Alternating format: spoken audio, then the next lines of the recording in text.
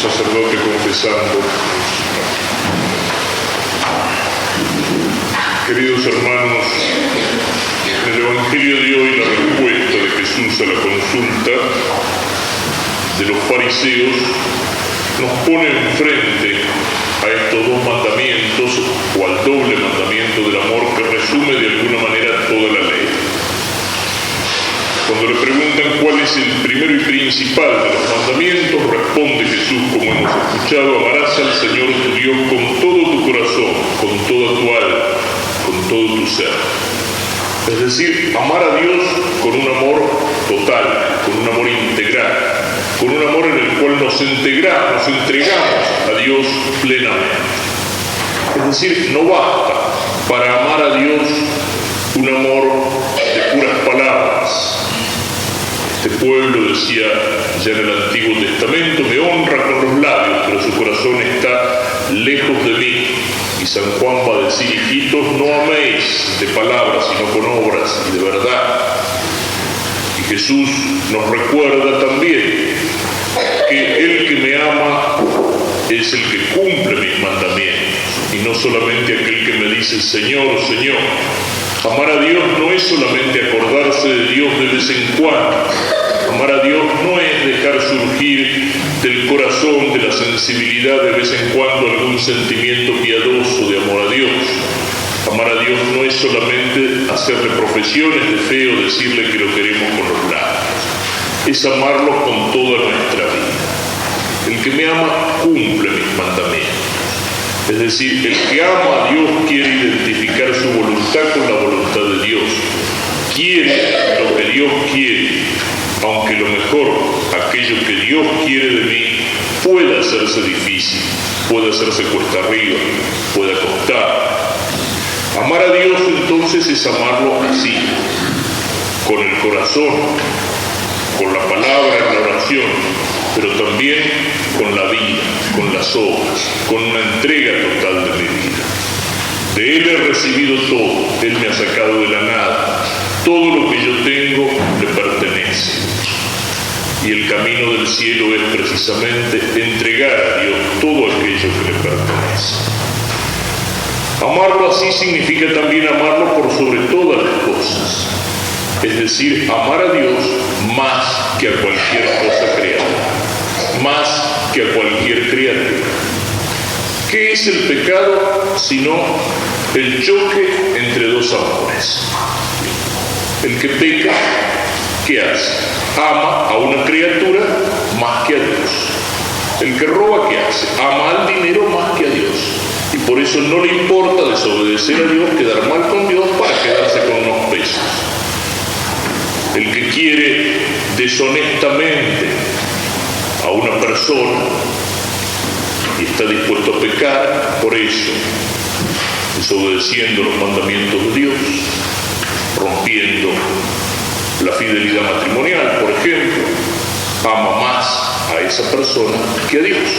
Todo pecado es un choque entre dos amores. Y uno elige, o elige el amor de Dios, o elige el amor de esta criatura, de este placer, de este dinero, de esta persona, de esta venganza. Todo pecado es un choque entre dos amores. Entonces el que cumple los mandamientos es el que ama a Dios por encima de cualquier otra cosa, más que a cualquier otra criatura. Y el segundo mandamiento, dice Jesús, es semejante a él: amar al prójimo como a nosotros mismos. Es semejante, no es igual, pero se deriva del primero. El amor de Dios, si es un amor así, de veras, grande, total, con obras, nos está exigiendo amar aquello que Dios ama. No podemos decir que amamos a Dios si no amamos a aquellos a los cuales Dios ama. Si no amamos a aquellos por los cuales Dios se hizo hombre, por los cuales Dios entregó la vida, a aquellos a los cuales Dios amó hasta el extremo sacrificio de la cruz. Es decir, que el amor del prójimo va unido al amor de Dios y nace necesariamente del amor de Dios. También lo dice la Escritura con las palabras de San Juan. Si no amas a tu hermano al que ves, ¿cómo podés decir que amas a Dios al que no ves? Nace como una exigencia del amor de Dios amar al prójimo. Amar al prójimo, ¿qué significa? También es fundamentalmente amarlo con las obras. No se nos exige aquí un amor que sea un amor de sentimiento. No se nos exige que amemos a todos los prójimos, a todos los hombres por igual. Tenemos la exigencia de amar más intensamente a aquellos que son más prójimos, que están más próximos de nosotros, a aquellos a los cuales podemos eficazmente ayudar. Tenemos la obligación de amarlos por un amor que está en la voluntad y no en el sentimiento. No siempre es fácil amar a todos los hombres por el sentimiento. Pensemos en aquel mandato de Cristo que me dice amar al enemigo. Al enemigo de veras, no al que es enemigo a lo mejor por mi culpa o por una tontería. Al que me ha hecho un daño, al que me ha hecho una injusticia, al que me harina, al que ha hecho un daño grave a mi familia. ¿Qué me pide el Señor? Que yo sienta por esa persona lo mismo que puedo sentir por una persona querida, por un amigo, por una... Es imposible, psicológicamente imposible. El Señor me pide que al menos yo tenga una voluntad dispuesta a perdonar, voluntad dispuesta, si es necesario, a tenderle una mano a esa persona que me ha hecho daño, a ese enemigo. Ahí está el amor, es amor que quiere el bien del otro. Amar es fundamentalmente eso. Amar es mucho más que un sentimiento. Amar es querer el bien del otro. Amar al pecador no quiere decir que uno tiene que consentirlo, que complacerse en sus pecados, que darle la razón. No. Amar al pecador quiere decir que uno tiene que hacer todo lo posible para cambiarlo, para convertirlo, para que salga de ese camino de condenación en el cual se encuentra y para que encuentre el camino de Cristo. Amar al que está en el error, en el pecado, en la herejía, ¿en qué consiste?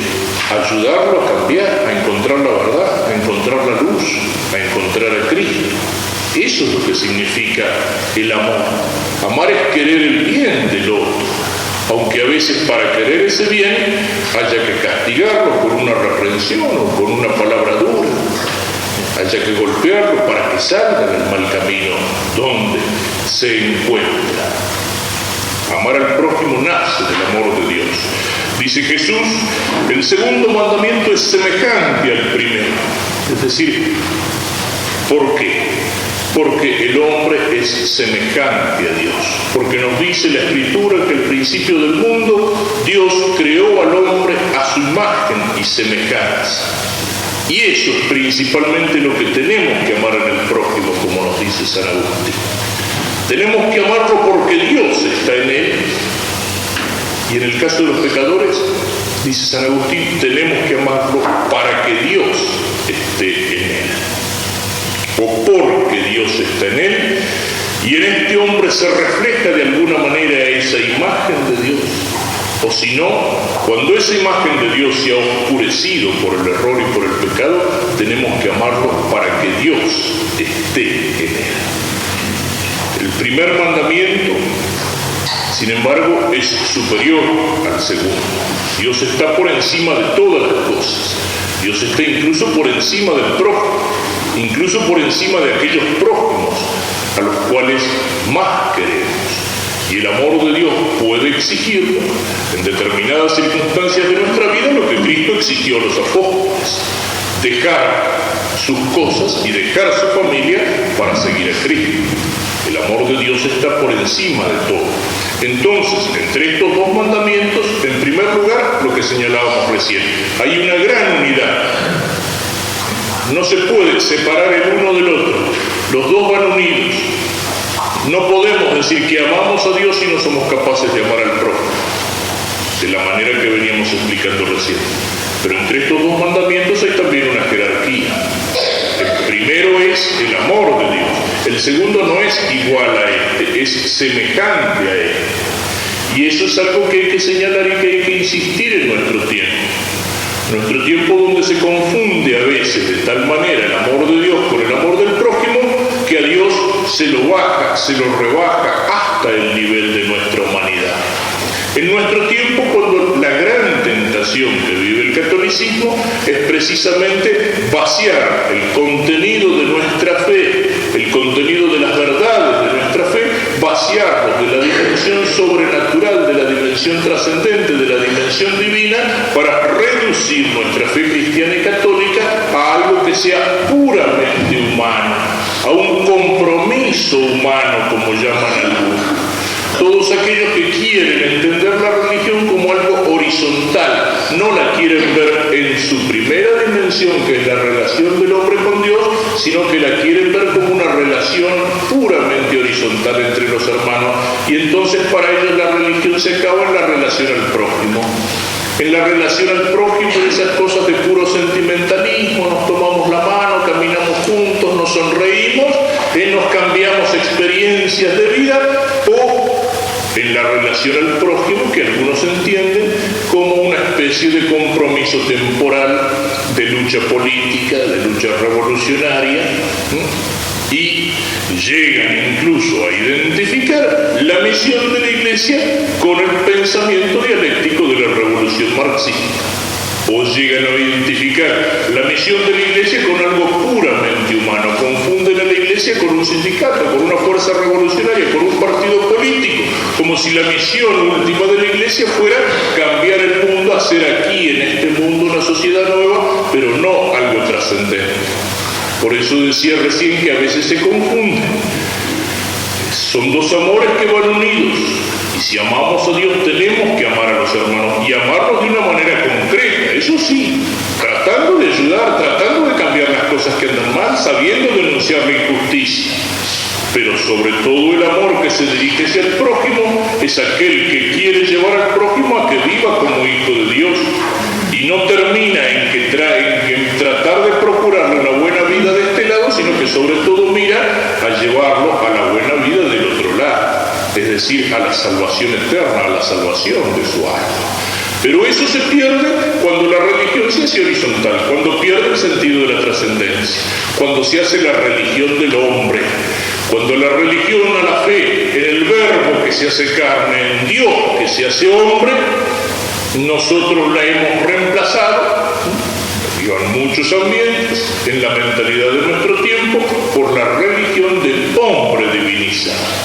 Es verdad que el verbo se hace carne para que nosotros podamos vivir como hijos de Dios, pero en nuestro tiempo hay un olvido de Dios y se quiere colocar al hombre en el lugar de Dios. Y entonces nos dice, basta amar al prójimo, basta tender una mano, basta ayudar, basta comprometerse en las luchas del prójimo. Y entonces de esa manera estamos amando a Dios. No. El amor, en primer lugar, es a Dios por sobre todas las cosas. Ese es el primer mandamiento. Y porque el hombre es criatura amada por Dios y porque es semejante a Dios, el segundo mandamiento es, sí, amar al prójimo como a nosotros mismos. Pero amarlo por amor de Dios. Amarlo como Dios lo ama. Amarlo como Dios lo ama. Ahí entonces, en primer lugar decíamos, una unión inseparable entre estos dos mandamientos, pero también en segundo lugar, una jerarquía, primero y segundo. Y estos dos mandamientos resumen, como dice Cristo, toda la ley y los profetas. Todos los 10 mandamientos, que los colocábamos en el catecismo así en 2 tablas, los 3 primeros se refieren a Dios y los otros 7 se refieren al prójimo, están resumidos en estos 2 mandamientos. Todos los mandamientos que nos mandan tener un solo Dios, amarlo por sobre todas las cosas, rendirle culto, no profanar su nombre, todo eso se resume en que amar a Dios por sobre todas las cosas. Y todos los mandamientos que se refieren al prójimo, no robar, no matar, no calumniar, no, todos esos mandamientos están resumidos en uno solo, en la obligación de amar al prójimo. Es el sentido que tienen aquellas palabras de San Agustín, cuando San Agustín decía, ama y haz lo que quieras. ¿Qué significa eso? Que si uno ama puede hacer lo que se le da la gana. En cierto modo sí, porque si uno ama a Dios, nunca va a hacer ninguna cosa que ofenda a Dios. Porque si yo amo a una persona, si yo quiero a una persona, voy a tratar de evitar cualquier cosa que esa persona pueda lastimarla, pueda herirla, no voy a hacer nada en contra de esa persona. Si yo amo a una persona, yo voy a tratar de darle los gustos a esa persona, de querer lo que esa persona quiere, de hacerle bien a esa persona.